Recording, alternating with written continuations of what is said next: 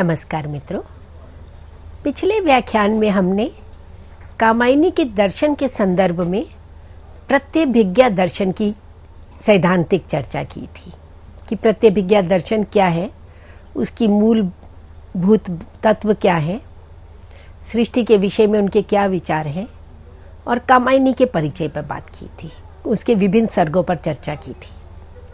अब हम बात करेंगे आज कि कामायनी में वे प्रत्यभिज्ञा दर्शन किस रूप में एक व्यावहारिकता को प्राप्त करते हुए दिखाई देता है। कामायनी का मूल प्रतिपाद्य ही चिंता से आनंद तक पहुंचना है। इसलिए कामायनी का पहला सर्ग चिंता सर्ग और अंतिम सर्ग आनंद सर्ग है।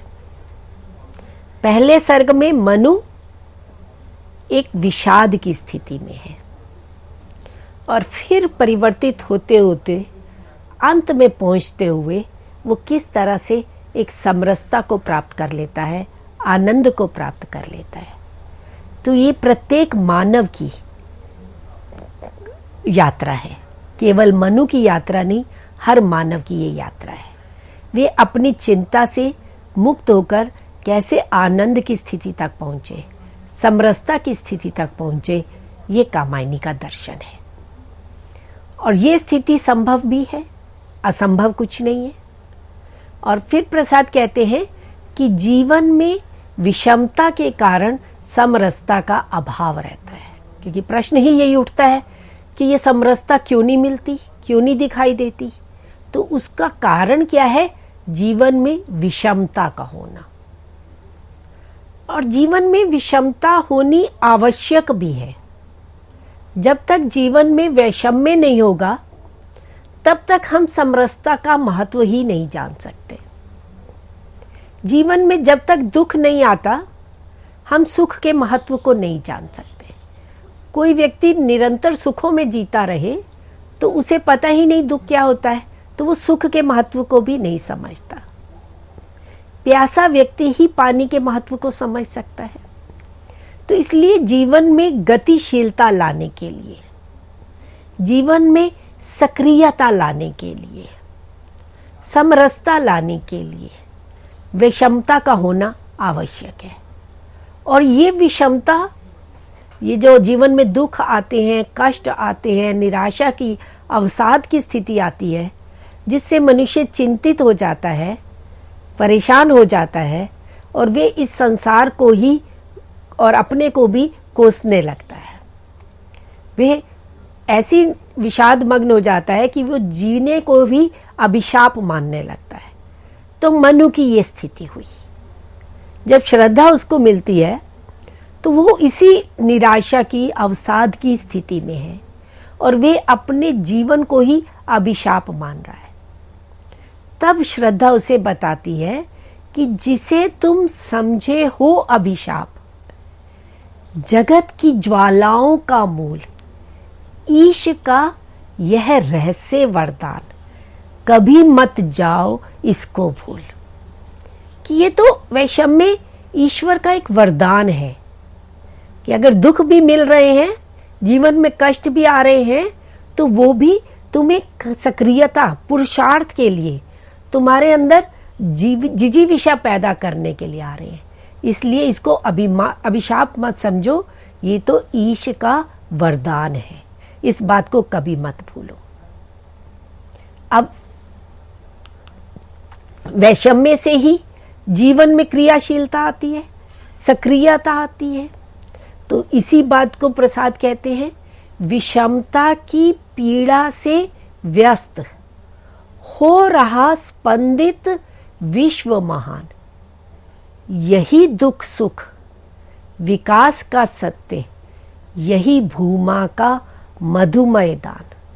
अब इस विषमता को भूमा काचिति का मधुमय दान कहा है, उसे अभिशाप नहीं है। और ये विश्व क्या है? उसका स्पंदन है। विषमता की पीड़ा से जो अस्त व्यस्त ये संसार विश्व दिखाई दे रहा है, ये वास्तव में उस भूमा का, उस चैतन्य का ही मधुमय दान है। अब प्रश्न ये उठता है कि जीवन में ये विषमता क्यों आती है। इस विषमता का कारण क्या है? तो प्रसाद जी कामायनी में इस पर भी चिंतन करते हैं और इसके मूल कारण की ओर जाते हैं। तो इसका मूल कारण है ज्ञान, इच्छा और क्रिया में बिखराव, उसमें अंतर, कि ज्ञान दूर कुछ क्रिया भिन्न है। इच्छा क्यों पूरी हो मन की? एक दूसरे से मिल न सके, यह विडंबना है जीवन की। कि जो इच्छा है वो क्रिया रूप में परिवर्तित नहीं हो पाती और ये इच्छा ज्ञान से दूर है, ज्ञान से भिन्न है। तो इन तीनों में, ज्ञान में, क्रिया में, इच्छा में बिखराव होने के कारण ही जीवन में वैषम्य है। और ये प्रत्येक मानव जीवन की विडंबना है कि वे इस बिखराव को दूर करने का प्रयास नहीं करता। वे ज्ञान, क्रिया और इच्छा में समन्वय लाने का प्रयास नहीं करता, अपितु वह निराशा में, अवसाद में डूब जाता है। तो यही इस जीवन की विडंबना है। तो इस विषमता को दूर करने का फिर उपाय क्या हुआ? इन तीनों का समन्वय, तीनों में समानता। जब तक ज्ञान में, इच्छा में, क्रिया में सामरस्य नहीं होगा, तब तक वैषम्य बना रहेगा। और ये वैषम्य, ये ज्ञान, इच्छा और क्रिया में समन्वय लाने के लिए क्या करना होगा, उस पर भी प्रसाद बात करते हैं। उसके लिए मनुष्य को पुरुषार्थ करने की आवश्यकता है, उसके अंदर जिजीविषा होनी चाहिए। और ये जो जीवन की विडंबना कहा, तो ये इसके विषय में हिंदी के एक प्रसिद्ध समीक्षक, आलोचक, सुधी आलोचक डॉक्टर नगेंद्र हैं, जिन्होंने कामायनी की समस्याओं पर विचार किया। तो उन्होंने मनु के जीवन की विडंबना को आधुनिक जीवन की विडंबना माना है और उन्होंने इसका प्रतीक स्पष्ट किया है कि जो इच्छा लोक है वह हमारी संस्कृति का प्रतीक है, जिसमें धर्म, नैतिकता और साहित्य आते हैं। कर्म लोक राजनीति का प्रतीक है, जिसमें अर्थनीति समाविष्ट है। और ज्ञान लोक दर्शन तथा विज्ञान का प्रतीक है। तो इस तरह से इच्छा, कर्म और ज्ञान, इन तीनों का समन्वय ही वैषम्य को दूर करने वाला है। और ये समरसता कैसे संभव हो सकती है? जीवन के प्रत्येक क्षेत्र में समरसता होनी अनिवार्य है, आवश्यक है। कोरी भावुकता और कोरी बौद्धिकता से समरसता संभव नहीं है। भावना और बौद्धिकता में समरसता ही आनंद की स्थिति है। इसको प्रसाद मनु, श्रद्धा और इड़ा के माध्यम से स्पष्ट करते हैं। श्रद्धा हृदय की प्रतीक है, भावनाओं से युक्त है।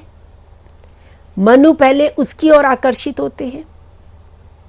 ऐसे ही प्रत्येक मनुष्य सब पहले अपनी भावना जगत से जुड़ता है, भाव जगत से जुड़ता है, वो संवेदनशील हो जाता है। तो अधिक संवेदनशीलता होने के कारण वह अपने जीवन में समरसता नहीं ला पाता। और अगर वे संवेदनशीलता को कोई व्यक्ति छोड़ करके बौद्धिक बनता है, तर्कशील बनता है, उपभोक्तावादी, पूंजीवादी बन, जैसा आज समाज में विज्ञानवाद का प्राचुर्य है, जिसके कारण समरसता नहीं हो पा रही, तो दोनों ही अति बुरी है, कोरी भावुकता और कोरी बौद्धिकता। केवल जब हम बुद्धि के पीछे चलते हैं तब भी हम विनाश की ओर बढ़ते हैं, और केवल जब हम अपनी भावनाओं के पीछे चलते हैं तब भी हम प्रगति नहीं कर पाते। तो इसीलिए कोरी भावुकता और कोरी बौद्धिकता दोनों से ही समरसता संभव नहीं है। समरसता कब आएगी? जब हम इन दोनों में समन्वय करके चलते हैं। मनु पहले श्रद्धा के पास रहा, फिर उसने श्रद्धा को छोड़ा, हृदय पक्ष को छोड़ा और वो बुद्धि के पास चला गया, ईड़ा के पास चला गया। और वहां तर्क था, बुद्धि थी तो बौद्धिकतावाद था सारस्वत प्रदेश में। और मनु वहां जाकर के भी पछताता है, क्योंकि वहां की जो प्रजा है वे उसका विद्रोह कर देती है। तो केवल पूंजीवाद, केवल तर्क, केवल बुद्धिवाद, केवल भावुकता के बिना, भावना के बिना एक बौद्धिक उन्नति भी कभी आनंद नहीं दे सकती, ये बताना प्रसाद जी का उद्देश्य था। तो इसलिए भावुकता और बौद्धिकता दोनों में समन्वय ला करके जो समरसता प्राप्त होती है वही आनंद की स्थिति है। तो इस आनंद को प्राप्त करने के लिए ही मनु निरंतर प्रयास करते हैं। अब हम बात करते हैं मित्रों कि कामायनी में जगत के विषय में क्या कहा गया है, जगत की स्थिति के बारे में। कामायनी में सैद्धांतिक पक्ष की चर्चा तो हमने अपने पिछले व्याख्यान में दी थी कि जगत को शैव आगम में प्रत्यभिज्ञा दर्शन में यथार्थ माना है और उसे महाचिति की इच्छा की अभिव्यक्ति माना गया। प्रसाद भी कामायनी में इसी भाव को अभिव्यक्त करते हुए कहते हैं कि काम मंगल से मंडित श्रेय सर्ग इच्छा का है परिणाम। सर्ग सृष्टि कि ये जो सृष्टि है वे उस महाचिति की इच्छा का ही परिणाम है, जो किससे है? काम मंगल से सुशोभित है, मंडित सुशोभित है, जो कैसी है? श्रेय, कल्याणकारी है। ये सृष्टि कल्याणकारी है और इस जगत के सुख दुख, विषमताएं, ज्वालाएं समस्त ईश्वर का रहस्यमय वरदान है। क्योंकि मनु चिंताग्रस्त था, वो अपने जीवन को अभिशाप कह रहा था और श्रद्धा उनसे क्या कहती है कि ये सब तो ईश्वर का रहस्यमय वरदान है। प्रसाद कहते हैं अपने दुख सुख से पुलकित यह मूर्त विश्व सचराचर, चिति का विराट वपु मंगल, यह सत्य सतत चिर सुंदर। बड़ी सुंदर शब्दों में वे विश्व को बात करते हैं कि विश्व जो है उस चिति का ही मूर्त रूप है। यह मूर्त विश्व कैसे है? सचराचर, जड़ चेतन से युक्त है और ये विश्व सुख दुख से पुलकित है। विषमताएं भी हैं, क्लेश भी है, ज्वालाएं भी हैं और सुख भी है। ये चिति का विराट वपु है, चिति का ही विराट शरीर है। वे चिति ही इस विश्व में कण कण में विद्यमान है। जब परम तत्व, जब चैतन्य सत्य है तो उसकी अभिव्यक्ति भी सत्य स्वरूप है, तो इसलिए यह सत्य है। वह परम शक्ति सतत निरंतर रहने वाली है, अनादि स्वरूप है, तो ये सृष्टि भी सतत है। जब वे चैतन्य सुंदर है तो ये सृष्टि भी चिर सुंदर है। तो ये एक आशावादी, संसार के प्रति, विश्व के प्रति एक आशा का भाव जागृत कर रहे हैं। क्योंकि जब शंकराचार्य कहते थे ब्रह्म सत्यम जगन मिथ्या, तो जगत के प्रति एक उदासीनता का भाव, एक निराशा का भाव जागृत हो रहा था। और प्रसाद के समय में अरविंद दर्शन, रविंद्रनाथ टैगोर, महात्मा गांधी, वे इस नवे वेदांत की चर्चा करते हैं और वे इस सृष्टि को भी उस परम शक्ति का ही रूप मानते हुए उसे उसी रूप में सत्य सतत निरंतर शाश्वत चिर सुंदर मानते हैं। तो प्रसाद कामायनी में इसी भाव को यहाँ प्रकट करते हैं। अब वे जो महाचिति है वे कैसे है? लीलामय और आनंदमय है। उसकी अभिव्यक्ति जगत भी आनंदमय एवं मंगलमय है। बड़े सुंदर शब्दों में कामायनी में प्रसाद उसकी उन क्रीड़ाओं का, लीला शक्ति का वर्णन करते हुए कहते हैं, कर रही लीलामय आनंद महाचिति सजग हुई सी व्यक्त। ये महाचिति क्या है? उस चेतन तत्व की इच्छा शक्ति, उसका सक्रियता का रूप। तो ये महाचिति सजग हो करके, वैसे तो परम शक्ति अनादि है, निर्गुण रूप है, पर वे इस सृष्टि में व्यक्त हो गई है, सजग हुई सी व्यक्त। और वो क्या है? लीलामयी है, परमात्मा की लीला ही है। विश्व का उन्मीलन अभिराम, इसी में सब होते अनुरक्त। प्रत्यभिज्ञा दर्शन में दो शब्द आते हैं, एक उन्मीलन और एक निमीलन। उन्मीलन है सृष्टि का, विश्व का सृजन, और निमीलन है सृष्टि का तिरोधान हो जाना, उसका पुनः उस चित्त तत्व में समाहित हो जाना। तो विश्व का उन्मीलन, ये जो सृष्टि है ये कैसी है? अभिराम, सुंदर है। सृष्टि पूर्णतः सुंदर है और सारे लोग, सब प्राणी इसी में सब होते अनुरक्त। इसके सौंदर्य के प्रति सभी आकर्षित होते हैं, सब अनुरक्त होते हैं। और इस सृष्टि में मानव को पुरुषार्थ करने की प्रेरणा, उत्साह का भाव जगाने की प्रेरणा श्रद्धा मनु के माध्यम से करती है। कि श्रद्धा मनु को पृथ्वी से प्रेरणा प्राप्त करके पुरुषार्थ के लिए उत्साहित करती है कि कर्म में ही सौंदर्य का दर्शन है। यहां प्रसाद प्रतिभिज्ञा दर्शन की बात कर रहे हैं, पर अपने वर्तमान समसामयिक युग के साथ जोड़ते हुए। इसीलिए ये रचना समसामयिक प्रासंगिक है, उस युग में भी, आज भी और हमेशा रहेगी, क्योंकि कर्म के लिए, पुरुषार्थ के लिए प्रेरणा देती है। कि प्रकृति में देखें, फूल खिलते हैं, समाप्त हो जाते हैं, फिर अगले दिन फिर खिलते हैं, उषा रोज आती है। तो प्रकृति से प्रेरणा प्राप्त करो, पृथ्वी से प्रेरणा प्राप्त करके निराशा को त्याग करके पुरुषार्थ के लिए उत्साहित करने की प्रेरणा दे रही है।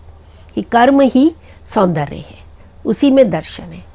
तो एक तुम यह विस्तृत भूखंड, प्रकृति वैभव से भरा अमंद, कर्म का भोग, भोग का कर्म, यही जड़ का चेतन आनंद।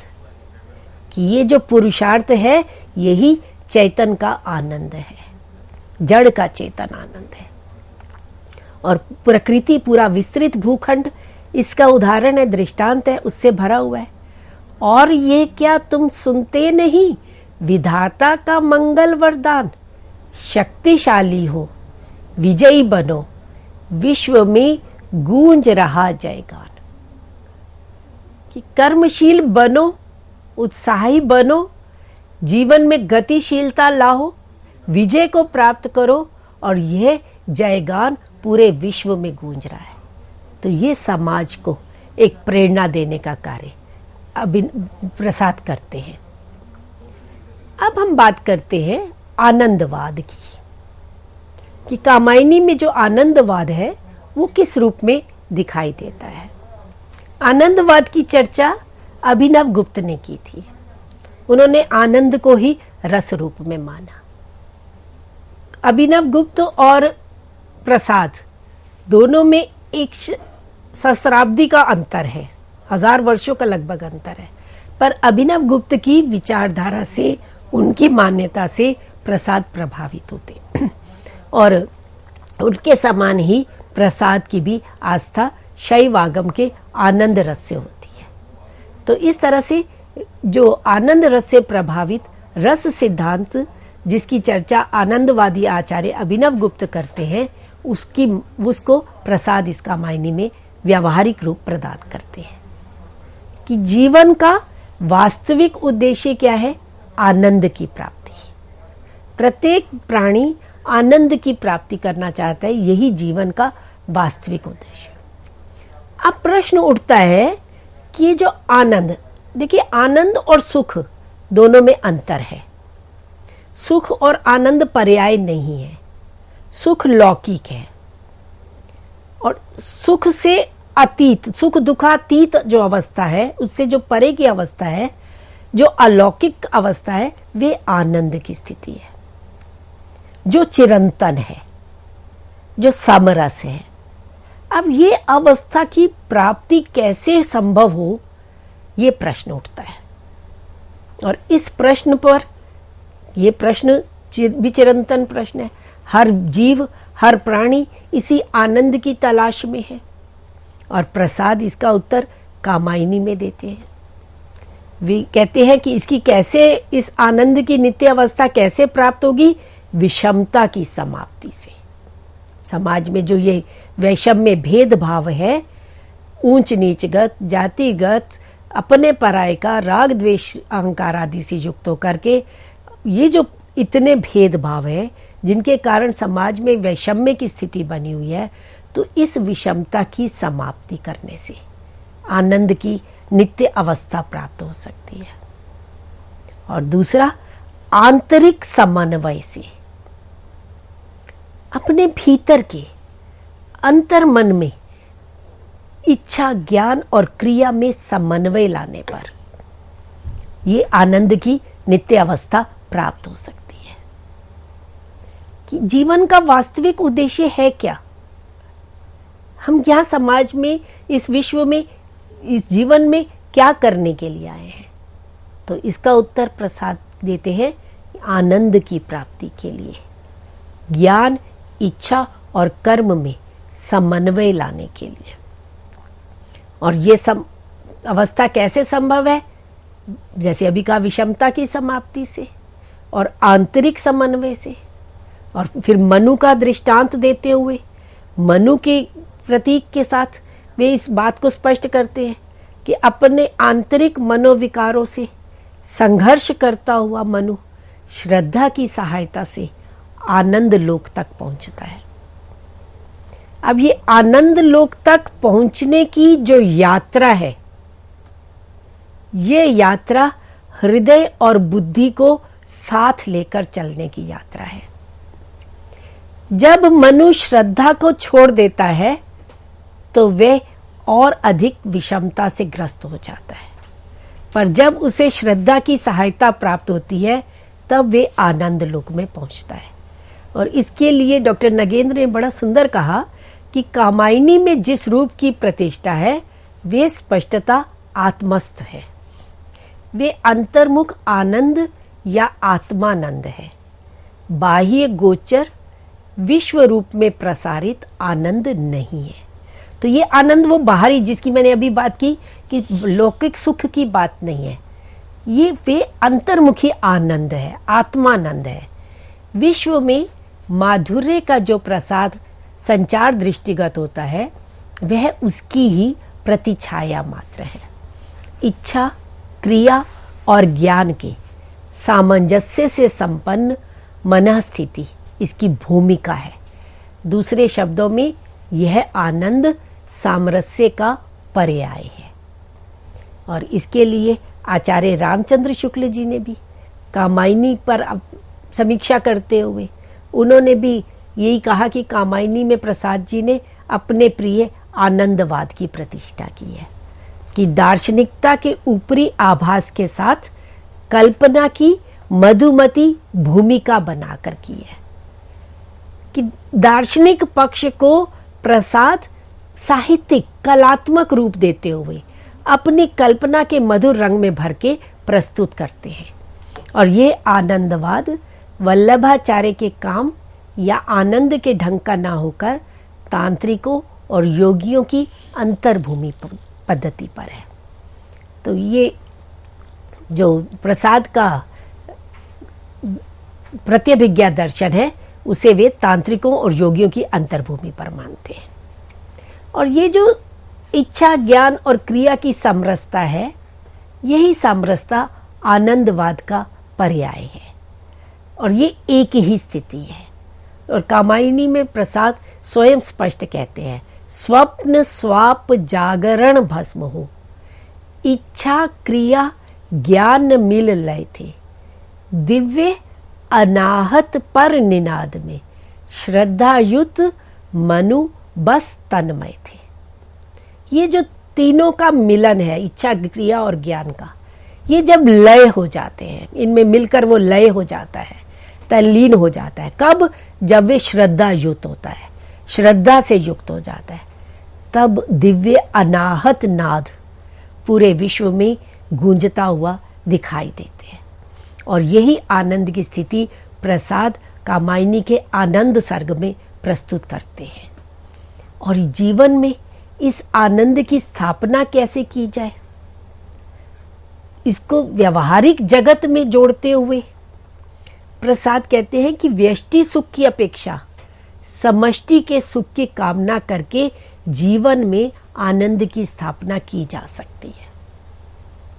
बहुजन हिताय बहुजन सुखाय, जो हम वसुधैव कुटुंबकम की बात करते हैं, जो तुलसीदास स्वांता सुखाय की बात करते हैं, और मानस वो जो स्वांता सुखाय ना होकर के लोक जन सुखाय लोक जन हिताय बन गया। तो व्यक्तिगत सुख तक जब व्यक्ति सोचता रहेगा तब तक वे स्वार्थ से जुड़ा रहेगा, स्वार्थी बना रहेगा। पर उस सुख को त्याग करके जब वे समष्टि के सर्वे भवन्तु सुखिना की भावना से युक्त होकर के बढ़ेगा, तब वे इस आनंद की प्राप्ति करेगा। और औरों को हंसते देख मनु हंसो और सुख पाओ, अपने सुख को विस्तृत कर लो, सबको सुखी बनाओ।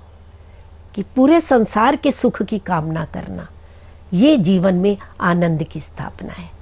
और समरसता के कारण ही समस्त विश्व अखंड आनंद से परिपूर्ण है। इसलिए समरस थे जड़िया चेतन, सुंदर साकार बना था, चेतनता एक बिलस्ती, आनंद अखंड घना था। ये आनंद कैसा है? अखंड, क्षणिक नहीं है, टुकड़े में नहीं है, एक पार्ट में नहीं मिलता, ये अखंड रूप में है। जब सारस्वत प्रदेश के सभी निवासी इड़ा सब चल करके वहां कैलाश पर्वत पर जाते हैं, जब मनु श्रद्धा से युक्त होकर के श्रद्धा के पास समर्पण कर देता है, उससे मिलता है, तब उसे शिव के तांडव नृत्य करते हुए के दर्शन होते हैं और तब वो उस तपस्या में लीन होता है। तो श्रद्धा और मनु का इस तरह से अखंड आनंद से परिपूर्ण होना, ये कैसा है? समरसता की स्थिति है। और उस स्थिति में जड़ चेतन सब समरस हो जाते हैं। और जो सुंदरता है वे एक उस चिति का ही, उस परम शक्ति का ही साकार रूप बन करके पूरी प्रकृति में बिखर जाता है। तो चेतनता एक बिलसती, एक सुशोभित हो जाती है। इस तरह से एक लौकिक जीवन से मानव की यात्रा उसके मन के विषाद से प्रारंभ करके और अलौकिकता तक पहुंचती हुई, आनंद तक पहुंचती हुई, ये यात्रा विभिन्न मनोवैज्ञानिक रूपों में बढ़ती हुई, विभिन्न मनोभावों को प्रस्तुत करती हुई, एक सुंदर दर्शन को लेते हुए प्रस्तुत होती है, जिसके कारण ये रचना सार्वकालिक रचना, एक कालजयी रचना के रूप में प्रचलित हुई, प्रसिद्ध हुई और अपना एक विशेष पहचान रखती है। तो इस तरह से मित्रों, आज हमने कामायनी के दर्शन पर चर्चा की। धन्यवाद।